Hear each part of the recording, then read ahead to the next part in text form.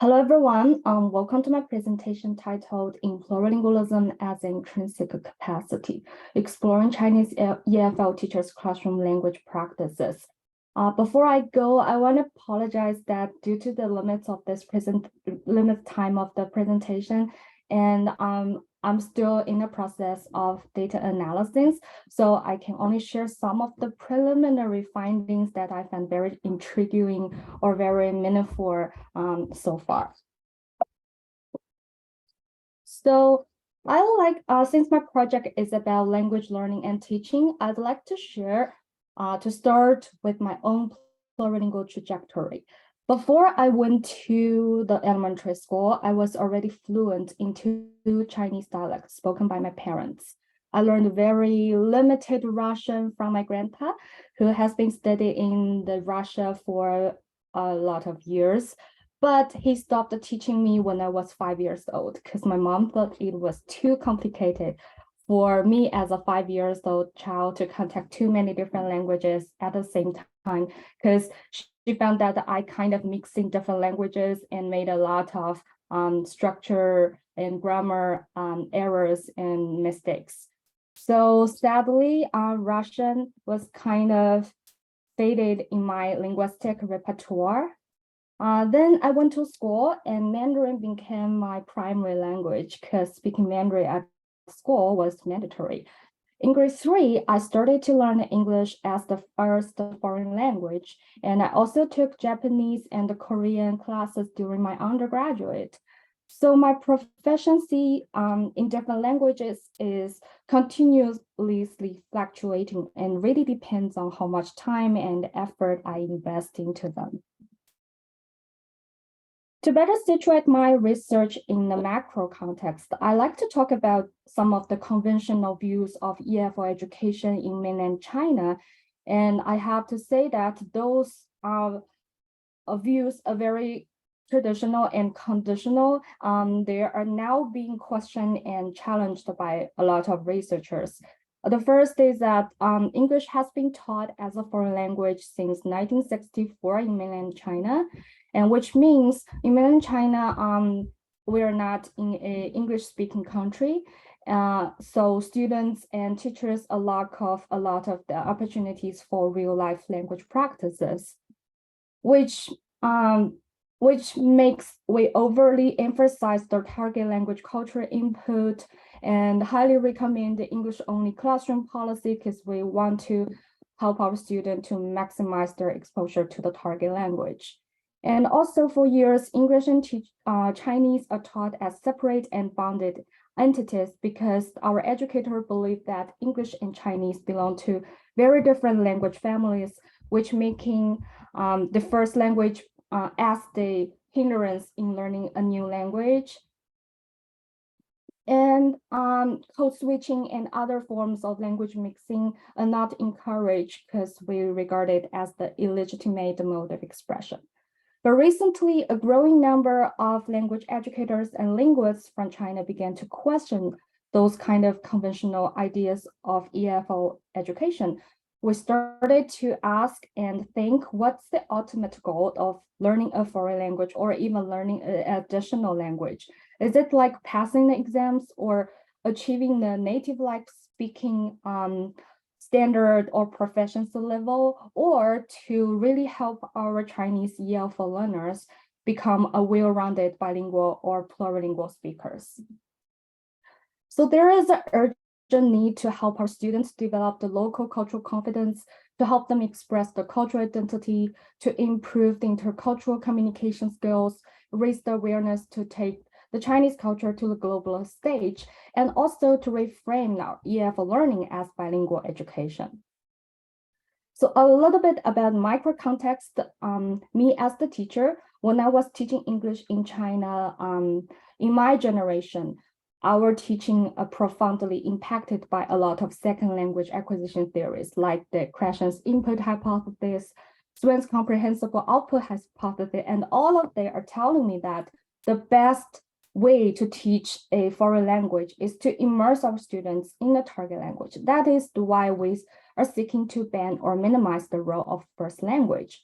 However, in the realm of reality, when I really teach our students, my students are not very have a very high proficient level in the language. So actually, I have to use a lot of first language to help them understand the content, to check their understanding, and to make further explanation. If I only speak English in the classroom, my students will totally lost, and those kind of input becomes the incomprehensible input. So I see a huge gap there between the theory and practice, as well as what the institution or policymaker expect the teacher to do in the classroom, and how do we really need to, or how well are we transform those policy requirements into local practices.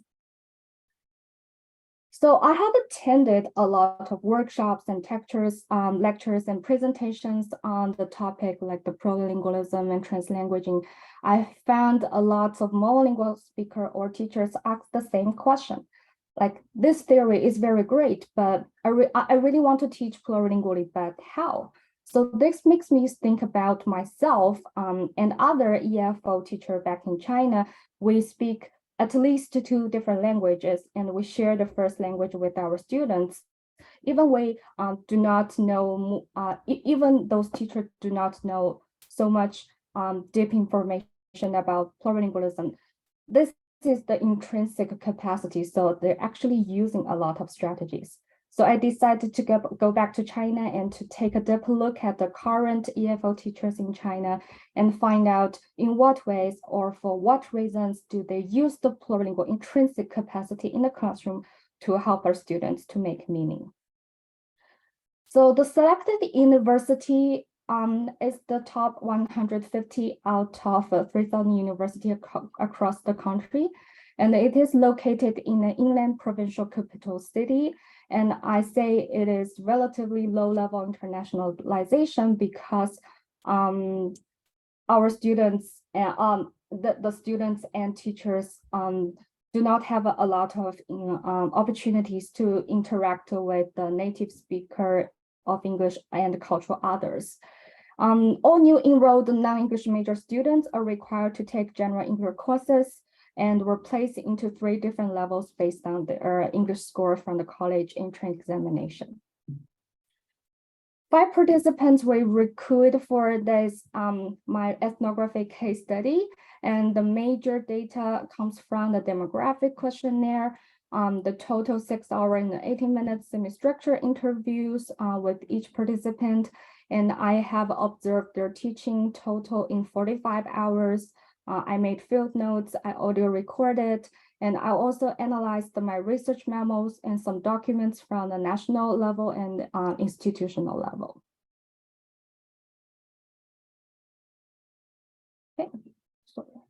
Okay, so after observing 5 participants' pedagogical behavior, I have found the major plurilingual practices types. And these are top 2 major categories, that is the translanguaging and intercomprehension. I'd like to show you an example to better understand how did the teacher draw from the plurilingual repertoire to make teaching more effective, efficient, and engaging. So this is an excerpted conversation from a geological English course. As you see from the conversation, if you look at it from a traditional monolingual perspective, you might think that, okay, this is not very good interaction because students were mainly speaking in Chinese rather than the target language. However, if you see it from a plurilingual perspective, you will find out how did the teacher create a very safe space for the students to help them bravely share the ideas, even the topic is a little bit challenging for them. So for example, here, the students incorrectly concluded the formation of gravel on the sand beach as the result of weathering.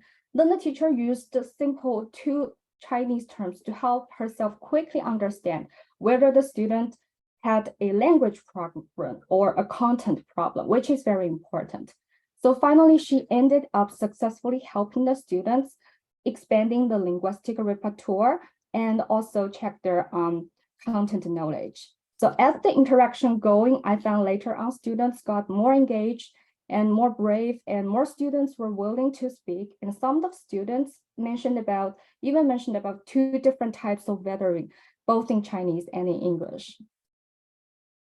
So I interviewed all of the participants, and almost all of the participants said they do not set up English-only classroom policy, even the institution or policymaker want them to do so. So they said the avoidance strategy is actually something I don't want to see from my students, because I don't want to hear the simple word, sorry, I don't know. They want to hear from the students. They want to value their funds of knowledge, and they want to keep their thinking goals and to help them to have more motivation in this learning. So they're creating a plurilingual space, the safe space, and the third space. All right, just letting you have 5 minutes remaining, okay? Yeah, thank you. Another one is cross-linguistic analysis. I think teachers making a lot of kind of comparison at different levels. This is an example from the syntactic level. So the teacher was teaching the conjunctive adverbs. She asked the question, this is the original sentence. And she also provided another version, and she asked, what's the difference between the 2 sentences? So normally we put however at the beginning of a sentence, but why did the writer choose to place it in the middle of a sentence? Then she further addressed, writer actually wanted to emphasize the second half of the sentence. So she said English has a very fixed syntactic structure where every part of speech actually occupies specific position within the sentence. If you break the rules of the syntactic structure, placing a part of speech at a very unusual space, we make it emphatic. While the syntactic structure of Chinese is quite flexible, thus changing the word order might not draw your special attention. So that's making Chinese students feel very difficult to tell the subtle difference and understand the deep meaning of certain English sentences.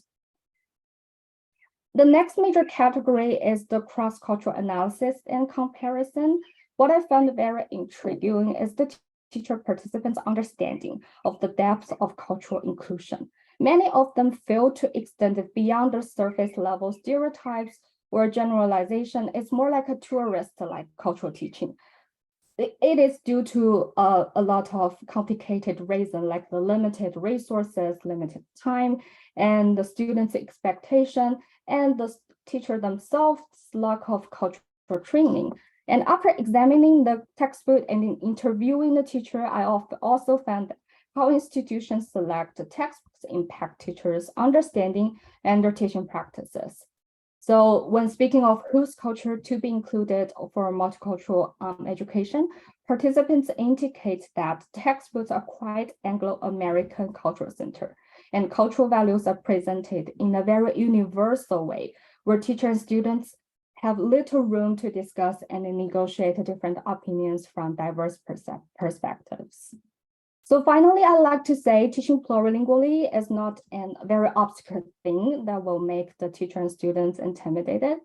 And all of the teachers, they're not be trained in plurilingual program, but they're still using a lot of strategy. But it doesn't mean that we don't need to be trained well to be able to teach plurilingually and pluriculturally properly. So that's both the pre-service and in-service teacher training program need to provide more handy resources and teaching techniques for the teachers. And we often emphasize that the importance of teachers creating a safe space for students in the classroom. However, I think it's equally important for our teachers to have a safe space as well, where they can feel supported, respected, comfortable, freely express their thoughts, emotions, and concerns without fear of judgment or reprisal. So having this kind of safe space and plurilingual space for the teachers actually promotes their well-being and enhance their professional development, and ultimately benefits the entire education community. So that's pretty much about my presentation. Thank you so much, and I'm open to the question or comment.